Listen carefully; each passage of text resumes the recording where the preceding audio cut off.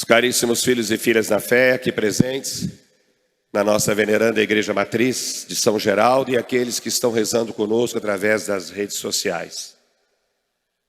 Neste primeiro domingo da Quaresma, a Igreja vai nos conduzir pela liturgia ao deserto. E o deserto não é apenas um lugar geográfico. O deserto é mais do que isso. É um lugar, eu diria, espiritual. Por quê? Porque é o lugar da verdade, é o lugar do combate e é também, claro, o lugar da decisão. Ouvimos na primeira leitura um trecho do livro do Gênesis que nos apresentou o drama das origens, a origem da humanidade. Deus cria o ser humano, homem, mulher, por amor que Ele os cria, como a obra-prima de toda a criação. Vai soprar sobre eles o hálito da vida e vai colocá-los no jardim do Éden, que é o jardim da comunhão, da harmonia, da boa convivência, vamos dizer assim. Mas aí surge o tentador, a serpente, né? Que vai semear entre eles a dúvida. É verdade que Deus disse? A estratégia do mal sempre foi assim. Começa distorcendo a palavra de Deus, começa insinuando que Deus não quer o nosso bem. Presta atenção para vocês verem. Então o pecado vai nascer quando? Quando o ser humano deixa de confiar em Deus. A partir do momento que eles deixaram de confiar em Deus, insinuados pela serpente, o pecado começa a existir. Quando o ser humano troca a obediência pela autonomia,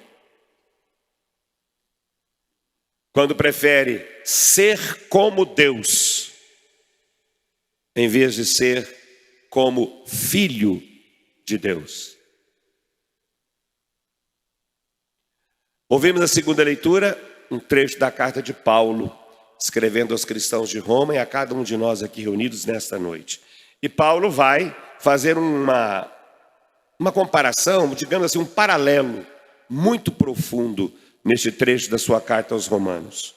Por um homem entrou no mundo o pecado, por outro homem entrou no mundo a salvação.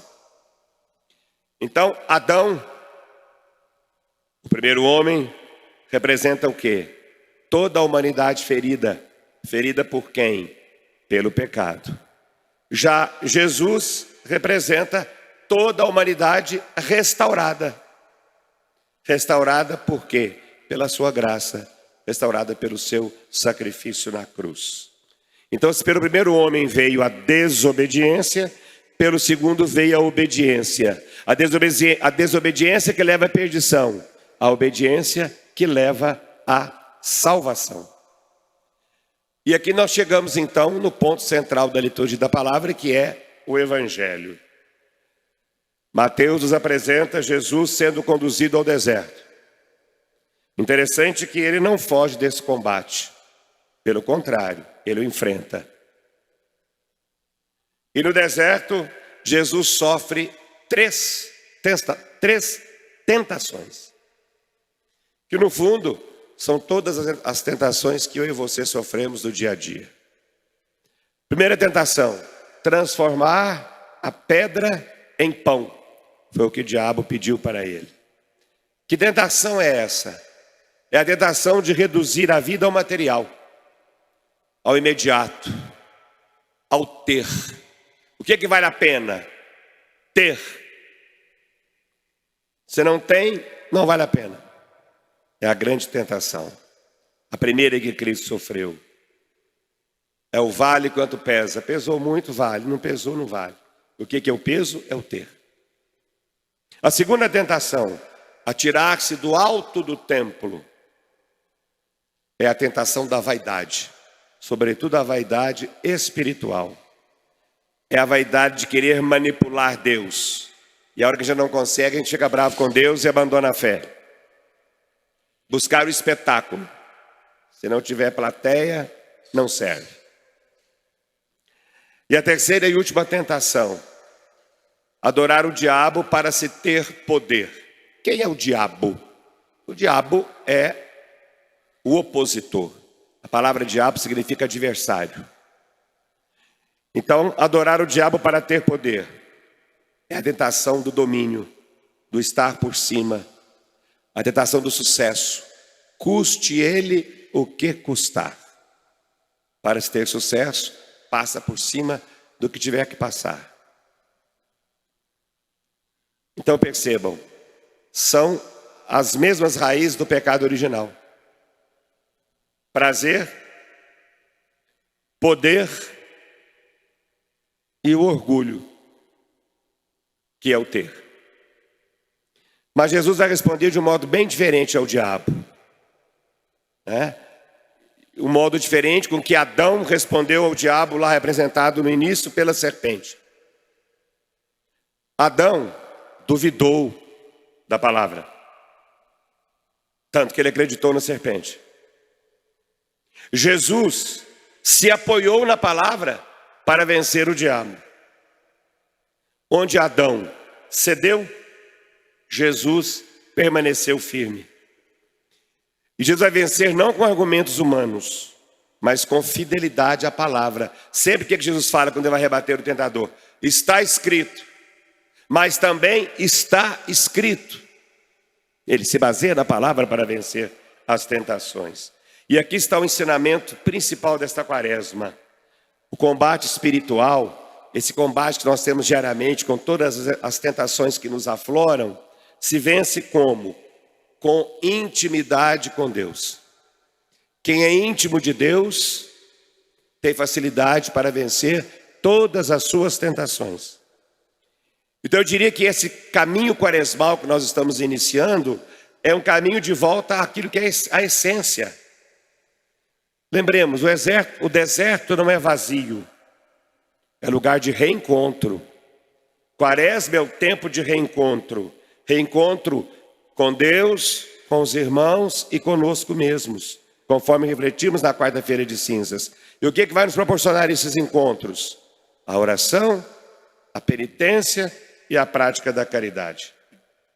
A penitência, quer ser o jejum ou a abstinência de algum alimento, para nos libertar da escravidão das pedras que a gente quer transformar em pão. A oração vai nos impedir de transformar Deus no instrumento do nosso orgulho. E por fim a caridade vai quebrar em nós a sede de poder e vai nos ensinar a quê? A partilhar sempre. Vejam, Cristo não eliminou a tentação. Ele não eliminou a tentação, mas ele passa pela tentação e vence. E vencendo, ele vai abrir para nós um caminho, dizendo-nos: é possível vencer as tentações. Diante disso, podemos concluir que a quaresma, então, não é esse tempo de tristeza, mas é um tempo de treinamento espiritual, onde eu vou me fortalecer na fé pela oração, pela prática da caridade, pela penitência, a fim de que eu me torne forte o suficiente para vencer as tentações.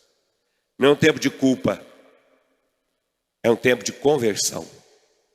Não é um tempo de desânimo, mas é um tempo de decisão.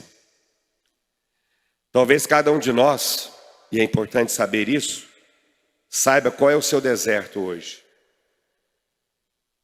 Talvez há muitas áreas nossas que nós temos que dialogar, ou que nós temos dialogado mais com a serpente do que com Cristo. Ou seja, estamos dando mais vazão ao pecado do que a vitória sobre a tentação. Talvez isso faça com que nos tornemos cansados nesse combate. Mas não podemos nos cansar. Ou temos uma boa notícia: não estamos sozinhos nesse combate. Deus está conosco. Isso é muito importante. Jesus, que é o novo Adão, ele caminha conosco. Então, se pelo primeiro Adão a humanidade foi ferida, pelo segundo nós somos justificados. E lembremos-nos sempre, a graça sempre é maior que o pecado. São Paulo diz, onde abundou o pecado, superabundou a graça divina. Então, neste início de quaresma, eu proponho 3 questões para meditarmos. Primeira, em que áreas da minha vida eu preciso confiar mais em Deus? Que pedras eu estou tentando transformar em pão? Qual atalho ou quais atalhos eu tenho buscado? Encerrando essa nossa reflexão, peçamos então a Deus a graça da fidelidade.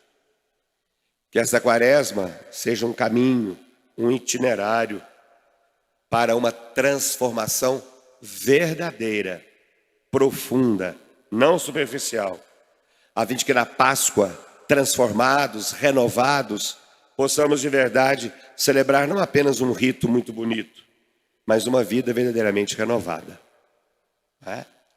Então que o Senhor possa nos conduzir nesse deserto, ajudando-nos a vencer as tentações que nos assolam, e que Ele nos leve nesse deserto não para nós nos perdermos, mas para nós nos reencontrarmos fortes para vencermos todas as tentações.